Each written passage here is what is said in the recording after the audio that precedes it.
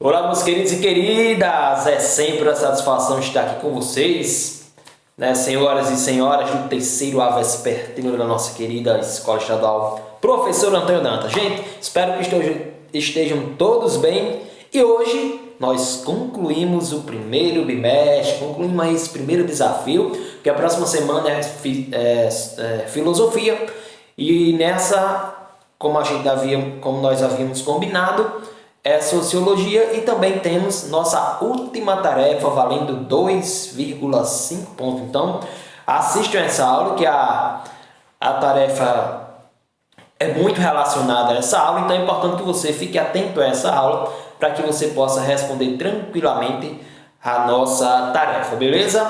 E aí, antes de começar propriamente a aula, eu gostaria de combinar como ficou o primeiro bimestre. Eu já disse desde o primeiro dia de aula que seriam 4 tarefas. Então, nós tivemos a tarefa 1 sobre Emile Durkheim, no dia 30 do 4, que valeu quanto? 2,5.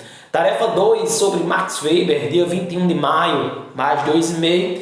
E fechando os clássicos da sociologia com a revisão de Karl Marx na nossa penúltima tarefa, que foi no dia 28 do 5, e hoje, hoje dia 11 do 6, essa sexta-feira, nós temos aí uma discussão sobre a sociologia brasileira. Concluímos os clássicos, principalmente europeus, e agora a gente vem para cá, atravessa o oceano e chega ao Brasil, ainda no século XX, para discutir a sociologia que se teve aqui. Eu dividi ela em 2 momentos, no entanto, como a gente está encerrando o primeiro bimestre agora, a gente vai fazer essa outra parte já no segundo bimestre, talvez. Beleza? E aí vamos para os primeiros passos da sociologia. A sociologia, a partir de 1865, a sociologia se inicia seus primeiros passos aqui no Brasil, mas somente em 1930, 40, ela se consolida como disciplina. Houve criações de escolas e universidades, e nelas a disciplina de sociologia passou a ter um lugar e foi assegurada uma formação de sociólogos. Claro que essa colocação é no que diz respeito à disciplina de sociologia nas universidades, principalmente as universidades lá do Sudeste, de São Paulo, onde nós tivemos aí grandes pensadores da sociologia brasileira. Então, primeiro ela vem surgir na universidade e muito depois é que ela vem se tornar disciplina e que vai proporcionar o que ela está fazendo agora é de nós estarmos aqui, mesmo que distante, cheio de saudade, nesse encontro aqui de telas. Ou, nos anos que tivemos anteriores, primeiro ano, só o primeiro ano, segundo ano já foi, só tivemos um encontro e agora o terceiro. Estranho 2 anos da vida de vocês com aulas remotas, mas eu tenho esperança que a gente vai voltar em segurança para nós concluirmos esse terceirão, fazemos aí uma festinha de despedida de vocês da escola. E aí nós temos uma primeira geração de sociólogos, aquela que nós iremos trabalhar hoje. Gilberto Freire, esse nordestino.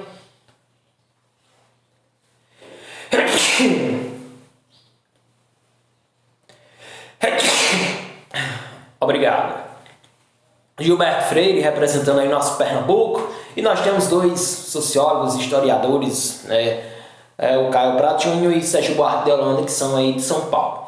Então vamos ver as principais características de cada um deles, e nós iniciamos com Gilberto Freire, iniciamos aqui com o nosso querido e amado Nordeste. Ele entendia que o nacionalismo como uma função, e era uma fusão de raças, regiões, culturas e grupos sociais, possibilitada pelas características do colonialismo no Brasil. Colonialismo, vocês sabem que nós somos colonizados pelos europeus, então Gilberto Freire ele visualizava que a partir do momento que chegam os europeus, em que aqui tinham índios, e depois esses mesmos europeus trazem as pessoas para serem escravizadas aqui, lá da África, e aí então ficam 3 etnias, índios, africanos e portugueses. Então ele vai colocar o nacionalismo, que esse nacionalismo surge dessa miscigenação desses povos.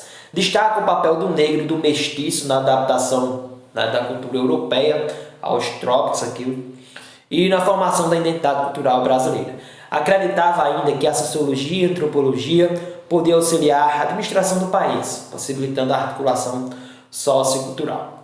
Contrapõe o racismo, cria o conceito de democracia racial. Faltou um L aí, mas é democracia racial. E aqui eu quero chamar a atenção para vocês. Sempre que nós pensamos, né, em Gilberto Freire, né, por exemplo, na Casa Grande Senzala, é muito polêmico e discutível, né, porque sua posição, digamos que negava, de certa forma, indiretamente, a questão do racismo. Ele vai criar, né, o conceito de democracia racial, ou seja, inviabiliza um pouco, né, ele nega um pouco que existe a questão do racismo no Brasil desde o período colonial, né, e isso que a gente vive em uma democracia racial. E nós sabemos muito bem que, na verdade, não existe essa democracia racial, pelo contrário, nós estamos em pleno século XXI, ainda temos tristes casos de racismo, seja de violência cotidiana ou seja até mesmo de violência fatais, de vida, tem vidas sendo perdidas pela questão racial. Então anda longe de nós termos uma democracia racial. Os melhores cargos, os cargos políticos que emanam poder são representados por pessoas brancas e ricas. Então a gente ainda tem essa questão. Imagine, né, no período colonial, império, né, quando vivíamos em outras situações ainda pior. Formação da cultura racial no Brasil propõe que somos a junção de 3 etnias, os índios, os negros africanos e os portugueses. A miscigenação é muito forte nas obras do Gilberto Freire. E aí tem 2 principais obras, principalmente, né, Casa Grande Senzala, de 1933, é uma obra importantíssima. E também tem Sobrados e Mucamos, né, que ele publica aí 3 anos depois, em 1936. Casa Grande Senzala vai dizer, né, falar sobre o surgimento da família patriarcal no Brasil, discrepância entre negros escravos e europeus brancos. A miscigenação é responsável pelo apaziguamento das discrepâncias e das diferenças étnicas no Brasil, principalmente no período colonial. Né, isso aí pelo que ele vai fundamentar sua ideia de democracia racial, né? Somos descendentes de negros marginalizados na sua condição social, e a distância social entre brasileiros dos engenhos, entre o senhor e o escravo. A questão também social, de diferenciação social, de segregação social e também racial. E o chicote moral, né? O negro se auto-inferiorizar e se sujeitar ao mundo colonizador sem contestar. Na verdade, nós sabemos que teve diversas contestações revolucionárias. Vou citar aqui só um exemplo, que era a formação dos quilombos palmares, e só para ficar mais claro, a formação do quilombo, dos quilombos de maneira geral, e para exemplificar os quilombos dos palmares, lá na Serra da Barriga, em Alagoas, com o grande líder Zumbi. Depois de Gilberto Freire, nós temos aí Caio Prado Júnior, esse cara, né, que contribui de uma forma muito interessante para a sociologia, principalmente do ponto de vista, né, de enxergar a sociedade capitalista que nós estávamos vivenciando, né, quando ele escreve suas obras. Iniciou seus estudos a partir de uma historiografia de caráter social, em que procurava formalizar o método marxista para análise da realidade brasileira. O último clássico que nós vimos, né? Nós vimos que o método marxista era qual?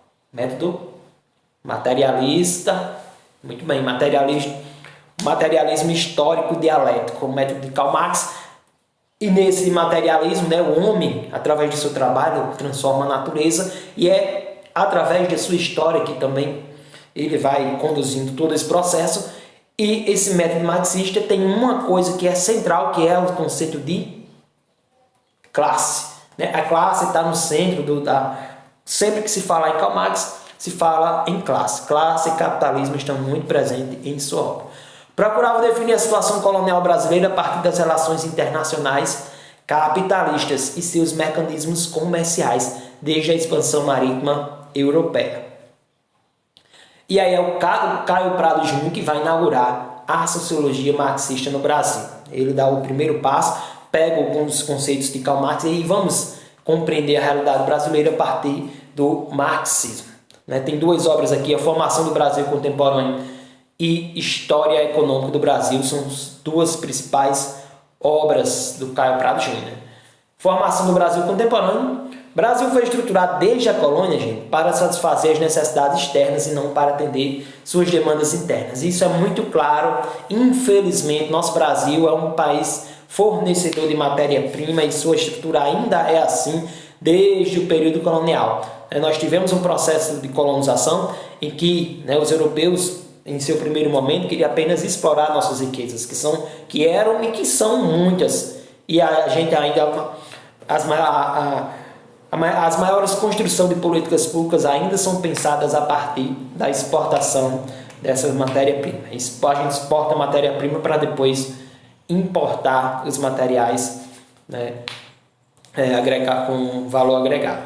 Se constitui como um mero fornecedor de produtos, já falei. Colonização, Brasil como fornecedor de matéria-prima após independência política, situação que permanece até hoje através das commodities agrícolas.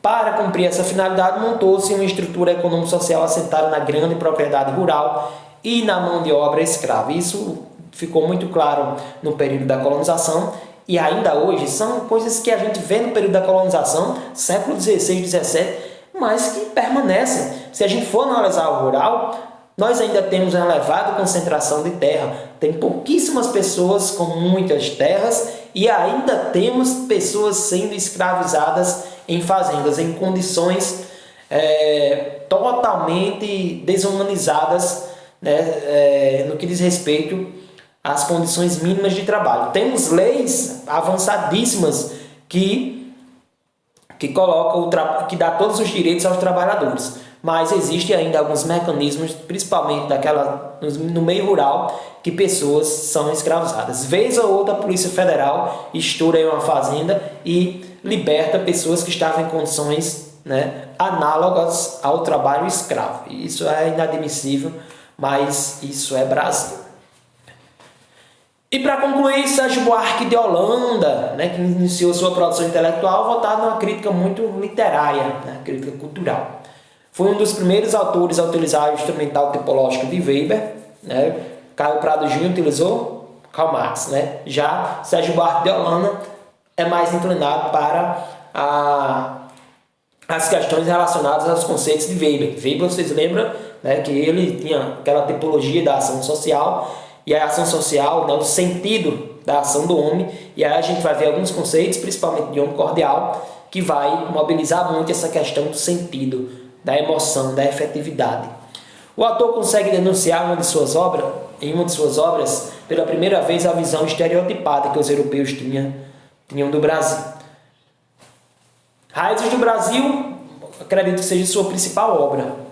Aí ele vai discutir sobre a América Latina. Portugueses não queriam formar nação e sim extrair riquezas. Já disse isso quando nós falamos de Gilberto Freire. Ele reconfirma isso. Mudou um pouco em 1808, quando a família real vem para o Brasil, aí eles trazem também pessoas e começam a povoar a colônia. Mas essa questão do Brasil ser uma espécie apenas de colônia de exploração, isso não foi vencido ainda hoje. Com a chegada da família real, assim surge o jeitinho brasileiro. Esse jeitinho brasileiro está muito relacionado ao homem cordial, que a gente vai falar daqui a pouco. A família é intensa na nossa história. Todas as relações buscamos intimidade, raiz do nosso caráter. Patrimonialismo vê o que é público como privado. Sérgio Buarque de Holanda, gente, traz umas questões muito bem de passado, mas que são muito atuais. Às vezes, pessoas, políticos, assumem o poder e fazem um patrimonialismo, isto é, fazem da máquina pública algo como se fosse seu, quando na verdade a máquina pública é nossa, é do povo. Então tem um apoderamento dele, do indivíduo, e ainda tem uns agregados às vezes, as famílias pensam que são donas dos recursos públicos, que são donas das questões públicas, são na verdade os políticos que são nossos empregados, pois tanto somos nós cidadãos, que concedemos a oportunidade dele exercer o cargo, como também somos nós que pagamos o seu salário. Então ele está lá apenas para gerir, não tem nada dele, é tudo nosso, beleza? E aí ele tem um conceito importantíssimo em sua obra, que E Sérgio Buarque de Holanda traz que é um homem cordial. Sempre que vocês lembrarem de Sérgio Buarque de Holanda, se tiver alguma questão que irá falar sobre ele, é falando sobre homem cordial. Né? O brasileiro age muito pelo coração. O coração age de forma afetiva e não racional. Dificilmente age em conformidade com a lei. Né? E a gente vendo assim, lendo esse conceito de homem cordial, dá para a gente lembrar um pouco de um dos tipos da ação social, que é a ação social afetiva, né, do Max Weber, que a gente age com o coração. Isso não quer dizer que a ação do indivíduo brasileiro seja somente boa. O coração, né, não é igual a ações boas. Pelo contrário, agir com o coração é esquecer a legalidade, é esquecer as leis, né, e agir de forma emotiva, né, movidos pelas emoções, sem obedecer às leis. E isso acaba prejudicando, claro, as questões éticas e morais. Né? Então, o homem cordial, desse jeitinho brasileiro, o jeitinho brasileiro é não obedecer às normas éticas e morais que regem a estrutura, né, da moralidade brasileira. Não há uma distinção entre público e privado, isso que eu disse agora, gente. Né? O homem cordial, ele esquece de separar o que é dele e o que é público, principalmente o agente público, né? Aquele que está lá como representante nosso ou está em um cargo para fazer essa função. Então é preciso, né, diferenciar o que é público e o que é privado. E aí o Sérgio Buarque de Holanda vai dizer que o brasileiro tem essa dificuldade de separar o público e o privado. O brasileiro costuma tratar público como uma extensão de sua casa, de sua família. Já falei sobre isso. Daí surge a apropriação indevida dos bens públicos. Também expliquei agora há pouco. Assim como a máquina estatal, como cabide de emprego para suas famílias. Viu lá como é recente essa discussão? Né? Dá para se aplicar, dá para a gente enxergar em todas as cidades, na nossa, nas cidades vizinhas, nas maiores, nas menores, né? Essa dificuldade do brasileiro, né, do homem cordial, agir muito pelas emoções, esquecer da legalidade e tornar aquilo que é público como se fosse privado. Né? Isso é uma discussão, uma reflexão de Sérgio Buarque de Holanda. Então, pensou em Sérgio Buarque de Holanda, pensou em homem cordial, né? O seu principal conceito, beleza? Então, é isso, gente. Né? Eu espero que vocês se cuidem. Vou deixar a tarefa aqui embaixo, né, para vocês baixem. Lá vai ter 5 questões, né, para a gente encerrar o primeiro bimestre valendo 2,5. Tem 4 questões objetivas, ou seja, de marcar, e tem uma para você fazer um resumo sobre um dos 3. Né? Você escolhe um dos 3 que nós vimos hoje e faz um pequeno resumo. Usem suas palavras, pelo amor de Deus. Deixe esse professor feliz nesse encerramento do primeiro bimestre, ao ver sua autenticidade, sua originalidade, sua essência digitada na sua tarefa. Beleza? Evite copiar e colar. Copiado e colado, né, serão atribuídos nota 0. Valeu, minha gente! É sempre uma satisfação. Se cuide, cuide de você, mas também cuide de quem está perto de você. Tchau, tchau, muita positividade na vida e até a nossa próxima oportunidade.